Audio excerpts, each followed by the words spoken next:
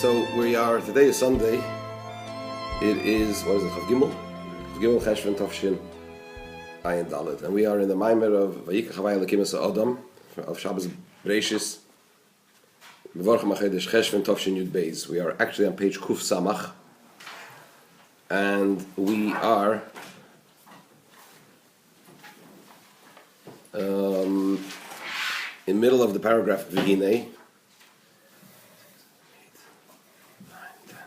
10 lines from the beginning of the paragraph. The line starts Mitzias, and we're by the full stop, by Adrab, the word V'adrab. Quick recap. It says in the Pasuk, Vayikach Havaye Elokim Adam, Hashem took man and he placed him in the Garden of Eden, Avdo L'Shamra, to work it and to guard it. The question that Rebbe asked was, what's the idea of, mainly focused on the idea of L'Shamra, what's the idea of L'Shamra guarding the Garden of Eden against what? In Ruchnis, in the spiritual sense, La'avda L'Shamra means La'avda, to draw in additional divine light into the Gan Eden. That's understandable because you can always improve. But L'Shamra means to guard it against any foreign invasions, as it were. Meaning, against Klippa, against the opposite of Kedusha. Gan Eden is a place that does not tolerate the opposite of Kedusha.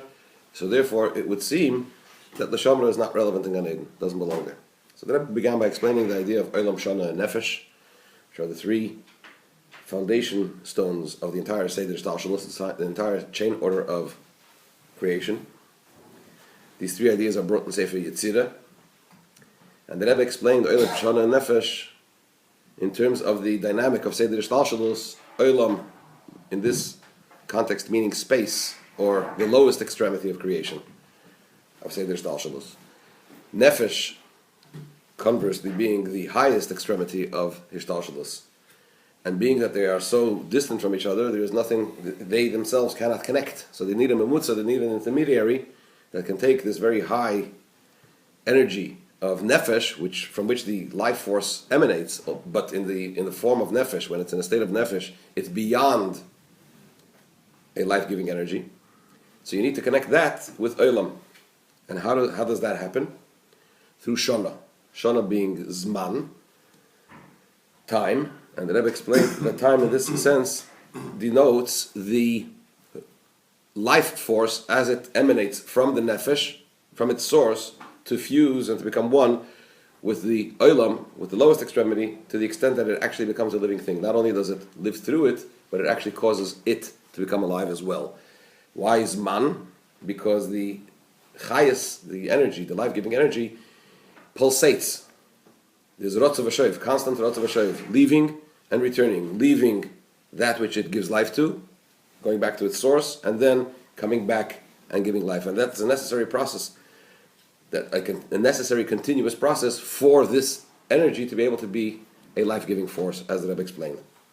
In Avodah, the Rebbe explained this as in terms of Avas Hashem, that you have the lowest level of Avas Hashem, which means Yesh Misha'oyev Kirvas Elokim Litoiv. The person understands that being close to Hashem and to godliness is good for him. So the focus is on the individual. That's the olam aspect of Avas Hashem, where the focus is on the lowest extremity, on the person. Then you have the highest extremity of Avas Hashem, which is when the person is in such a state that not only doesn't he discern his own metzias, his own being, his own existence, in fact he's not even conscious and mindful that he actually loves Hashem. And he brought the parable of Rabbi Yochanan, who before he passed on said, I don't know where I'm being led. If I'm being led to Gan Eden or Chas Chalil the other way around. Why is it? Because Rabbi Yochanan all his life was so preoccupied with serving Hashem that he wasn't focused not on himself, not on what he's achieving or otherwise. He was completely unaware of himself and his existence. So that's the highest extremity. But you need to take from that highest extremity of Avos Hashem and connect it to the lowest extremity. And that means that's the idea of the Shana dimension of Avas Hashem, which connects this sort of unclothed Avas Hashem, undefined Avas Hashem, where you are, it's Ava Bilti Mergesh, is completely undetectable and undiscernible, and to draw from there into the lowest extremity so that the person can be activated and motivated by that Avas Hashem. From this, the Rebbe went in to explain what is the idea of the Shamra in Gan Eden. that although Gan Eden itself, on its own, would not tolerate anything negative, so therefore, so far as the Gan Eden is concerned, you may not need the L'Shamra, but because of the fact that man, right, there is man, and if man is not at the level of this highest level of Avas Hashem, Bittul B'Metzias, if there is some yeshus, some awareness in the person of his own Metzias, his own being, through a multitude of descents and mutations and evolutions, it is possible for Metzias Hara, something negative, to emanate from this. So because of that, that's the L'Shamra that is necessary. To guard against what? To guard against a Metzias Hara, anything negative coming out from the fact that the person is mindful and aware of his own Metzias. So, and the Rebbe began to explain that this idea of the Avdol L'Shamra, working, which means drawing down additional divine energy, and L'Shamra, guarding against any foreign influences, is not only something which is necessary in Gan Eden, but in fact it's necessary also outside of Gan Eden. After Adam Rishon was banished from Gan Eden, right, and especially when we are in Golus, which is a banishment within a banishment, Gerushin, Achar Gerushin, this idea of the Avdol L'Shamra, these two ideas are vital and necessary, and actually are what Avodas HaBerurim is all about. What we do in serving Hashem in this situation. Why? Because the Rebbe said, what is the purpose of creation? The idea is to make a dwelling place for Hashem's very essence, in the lowest extremity, in our realm, in our lowly realm, right? And that is accomplished by Avodas HaBerurim La'avda. That's the La'avda aspect.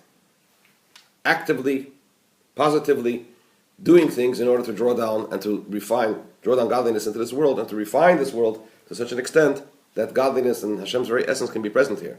However, that's the building of the dira, that's the building of the domain for Hashem. Then the Rebbe said, there's another component which is necessary, and that is that the building, the domain needs to be clean. Dira Nikiya.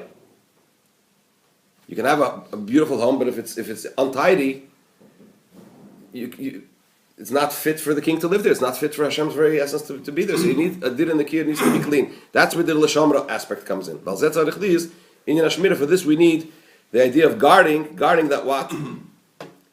That from the person being mindful of his Metzias should not stem anything negative that should interfere with Hashem being able to be present in this physical world.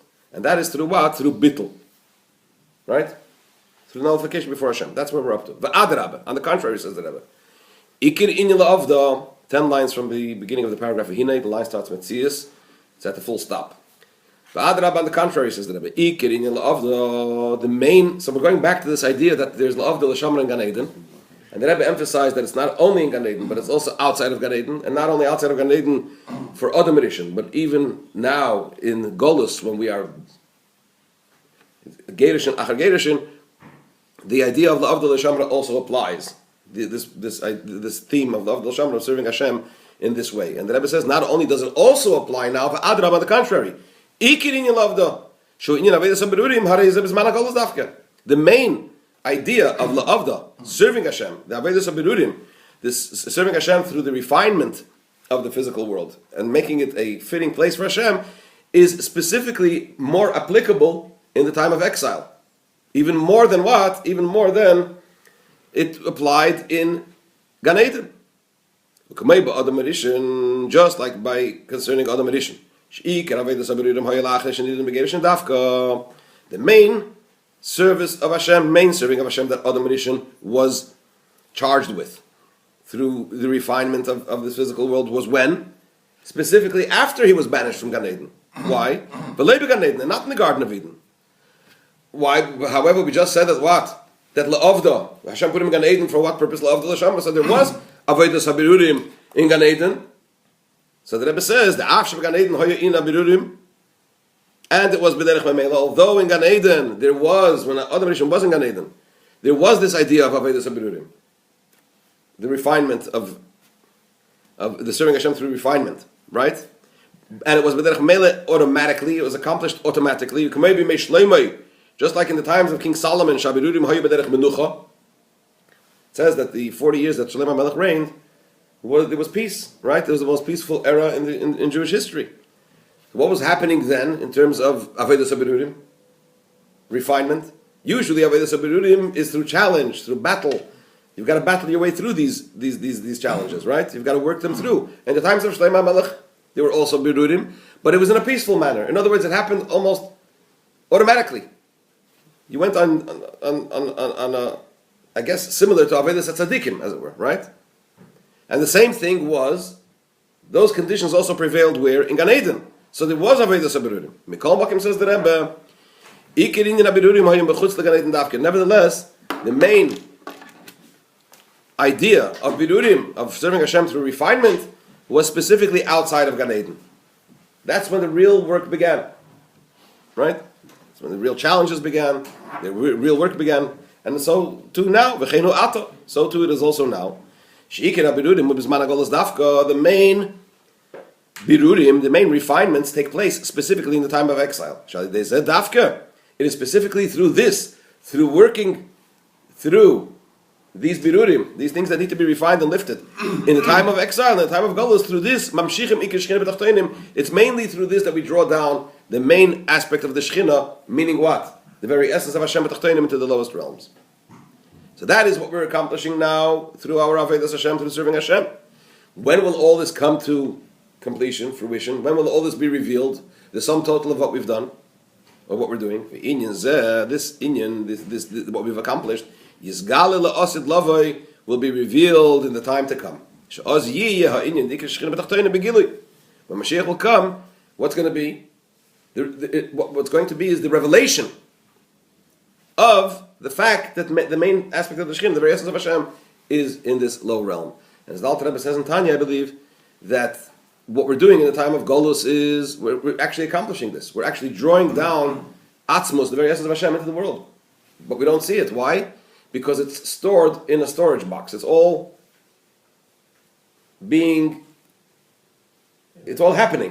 And it's stored. And when Mashiach comes, all that happens is, it's opened up and revealed, and we see how we've accomplished that. With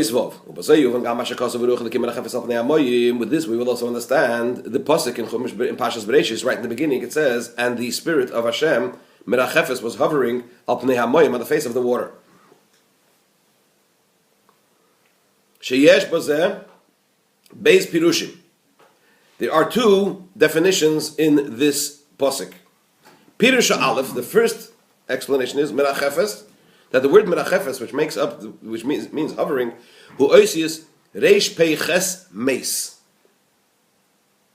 Merachefes is reish peiches meis. Veheim hareish peiches nitzutzin shenikroi meis. This refers to the 288 sparks which are called death. What are we talking about? We're talking about the nitzutzim, the sparks, so to speak, these are divine sparks of energy that fell from their level at the time when Shviras HaKelim took place, when the breaking up of the vessels took place in the Olam HaTorah, in the world of chaos. This is one of the Kabbalistic... Why 288? Sorry? Why 288? Mitam Hadua Hayadua Liyitzrei. For reasons known to our Creator. Akasha. Just like we don't understand why Hashem created the world, was it this Musgefelt? We know for what purpose He did it. But what Chassidus must say something about 288. Mitam Hayadua Liyitzrei. That's the way Hashem decided. It should be 288 nitzutzas. So these 288 sparks that fell from their level at the time of the explosion, so to speak, when the vessels of Tohu, the Kelim of Tohu, exploded or shattered, right? So these sparks of energy fell into Klippa, right? And it's those 288 nitzutzah sparks that we have to refine and lift throughout our Avodas Hashem in Golus. And when we accomplish that, we've basically finished the job. In fact, it says, V'gam Erev Rav Olimam, and the Jews left Egypt, the Erev Rav, the multitude, went up with them. It says, Erev Rav is Reish Beis, 202.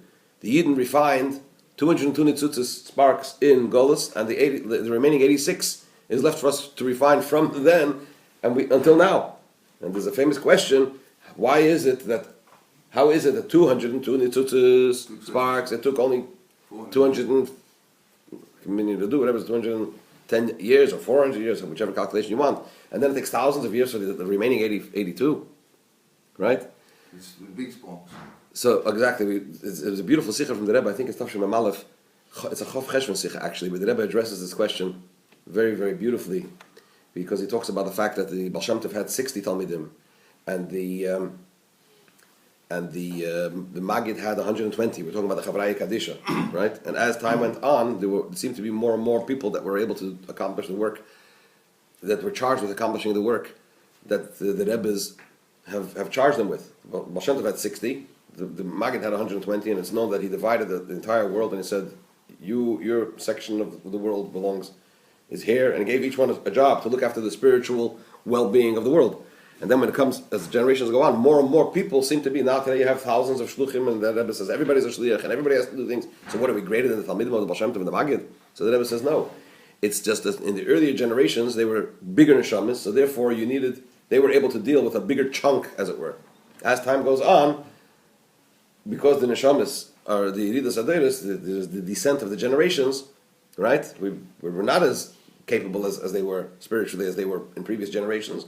Therefore, it takes more of us, as it were, to refine what it took less of them in previous generations. So that's also why the 202, the 82 nitzutzas, the sparks that were left over, take such a long time to lift and to refine, because it's not that they are bigger. That they are more difficult to refine than the other ones. It's just it needs more effort and more people and more times, because the earlier generations they were able to refine, let's say, a whole spark, as it were. In later generations, as the generations descended, so each one of us could refine a particle of this spark. So therefore, that's the way that I explains it. It's also based on the Maimon and the Torah. But be that as it may, Menachefes, according to the first taich, is Oisius Reish Peches Mace. These 288 sparks are mace, are dead. What does that mean? It says in the Zohar, the man the nafel midarge ikremis. He who falls from his level is called dead. In other words, when you're at one level, at a high level, and you fall from there, right? That's a form of death. So that's Reish Peches Mace. That's why Menachefes is Reish Peches Mace, because we're talking about the 288 sparks that fell from the very high level in Toyu into the depth of Klippa. That's the first Pirush. Pirush HaBeis, the second Pirush is Sheruach Elokim, that when you say the Spirit of Hashem, what are we referring to? Koi al Ruach Shel Mashiach. Medrash says, and the Balaturim says, as the Rebbe brings, this refers to the Spirit of Mashiach. What's the connection between the two?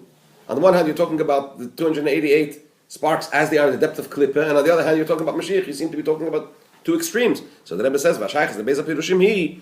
What's the connection between these two definitions, these two explanations? Through our work of refinement, to refine these 288 sparks of energy, which is the first Pirush, this will bring about Gilui Ruach Mashiach, the revelation of Mashiach's spirit, which is Pirush HaBeis, the second definition of Ruach Elokim, Bimheira B'yameinu, speedily in our days. And this concludes this beautiful Maimer.